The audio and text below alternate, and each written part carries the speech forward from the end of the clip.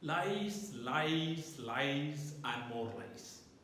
That had been the hallmark of Modi rule and the BJP government in the last 10 years. In this video, let's look at the employment situation in India. Now, one of the biggest jumla by Modi was on employment. What did he promise? In year 2014 Lok Sabha campaign, Modi promised to give 2 crore jobs every year if he was elected to power. He got elected to power. And then what happened?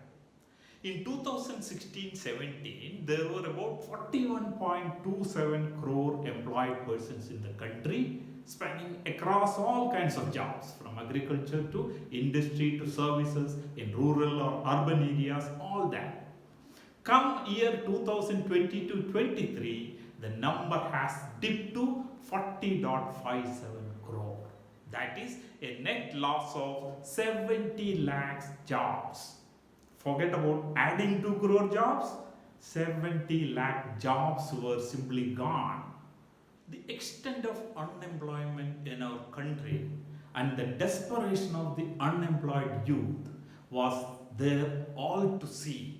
In the month of February, when the UP government announced that 60,000 police personnel were to be recruited, more than 48 lakh young men and women thronged the examination centers, traveling by overcrowded trains and buses, sleeping on railway platforms. They somehow appeared for the examination, and then they learned that the paper had been leaked. They had to protest for days to force the government to announce that the examination would be reconducted. What these young people have undergone in the process is unimaginable. Every year, an estimated 80 lakh persons join the workforce as they come of age. So in a situation where the total number of employed is decreasing, these new entrants are being added to the unemployed. Joblessness is about 7.6% in the year 2022-23. That means about 3 crore persons have been unemployed. This does not include the catastrophic pandemic years when unemployment went up to over 25%. To cover up all these failures, Modi and his ministers often trot out misleading figures and statements, and of course the lies and jumlas to show that jobs are being created.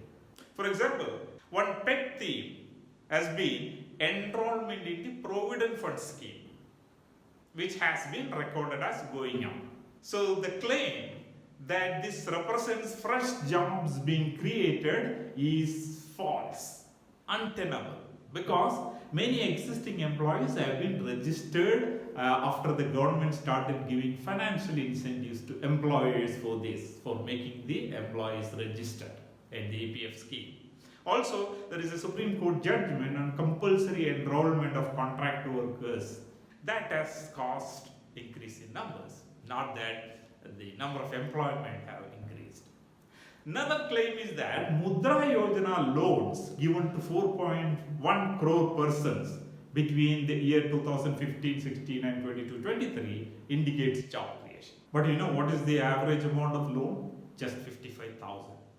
You can imagine how a small business owner to hire, will be able to hire new employees with that kind of amount. So Modi also has promised that his policies, there will be shift in the policies to get people from agriculture to more secure, better paying jobs in manufacturing or service. He promised that the contribution of manufacturing to GDP would go up from 17% to 25%. What is the truth? The truth is that the contribution of manufacturing to GDP shrank, in fact reduced to just 13% by year 2020. It's now slowly coming up back to original 17. Forget about 25. So the job crisis has forced people to go back to the villages to try and earn what little they can from the agrarian sector that is already overburdened and collapsing.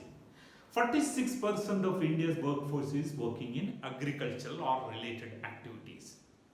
Agriculture laborers work at a pittance, and that too seasonally. So all these are counted as employed, just 50 days a year sort of employment or seasonal employment in the agricultural field, all they are counted as employed. In 2014 to 15, about 5.8 crore persons worked in the Rural Job Guarantee Scheme, MNREGA.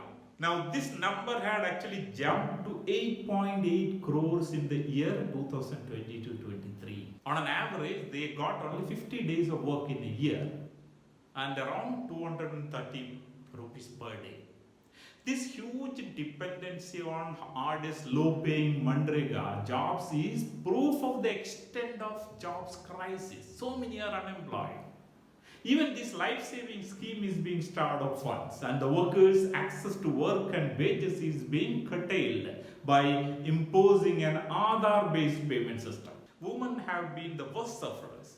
Their unemployment rate in rural areas is double that of men and triple in urban areas. Recently, figures have been released which claim that women's work participation has increased, but these are misleading. Most of the increase is in self-employed and unpaid work by women who are forced to do multiple kinds of work in order to feed themselves and their families. When prices are high, wages are low, and jobs are just not available. Nearly 10 lakhs vacancies exist in central government controlled jobs ranging from police forces to universities to hospitals, judiciaries and banks.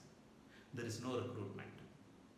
No recruitment is being made here, and to hide this massive failure, the Prime Minister has taken to handing out appointment letters for some limited jobs, which is a meaningless exercise. A recent survey found that in 41 instances of paper leaks in examinations for 1.04 lakh vacancies in state government jobs, some 1.4 crore, that's for 1 lakh vacancies, there is 1.4 crore young applicants, and they were affected because of the paper leak, and most of them are still waiting for the process to be completed. State governments, with the exception of probably Kerala, are also not filling vacancies. Modi's privatization of education, health, various other services combined with the disinvestment of public sector enterprises has meant that not only have jobs reduced, but also that contractual jobs with low pay, no benefits and temporary appointments have increased. So what should be done? The government must boost public investment. It must provide support to the farmers by guaranteeing them minimum support price, MSP, to industrial workers through secure jobs and better wages, to agricultural workers through guaranteed minimum wages and increased work days and wages for MNREGA. It must support the MSME sector, which provides 65% of employment in industry and protect the public sector. It must curtail the role of both foreign and domestic corporate monopolies. The government must abandon its privatization policy. The private sector cannot provide solutions to the problems of the people. The desperation of the unemployed and the carelessness of the government was revealed in the recent recruitment drive. 10,000 construction workers were recruited for the war zone in Israel. This was in UP. This recruitment speaks volume that they don't actually even care for their life because they are so desperate. And the government didn't see that even they are insured. This was done in BJP ruled UP. So Modi and BJP, who came to power promising 2 crore job a year, in turn has only ended up even draining the existing jobs, and the unemployment in India has become highest ever. That is the contribution from Modi and BJP. So let's fight unemployment and let's defeat BJP and Modi. Thank you.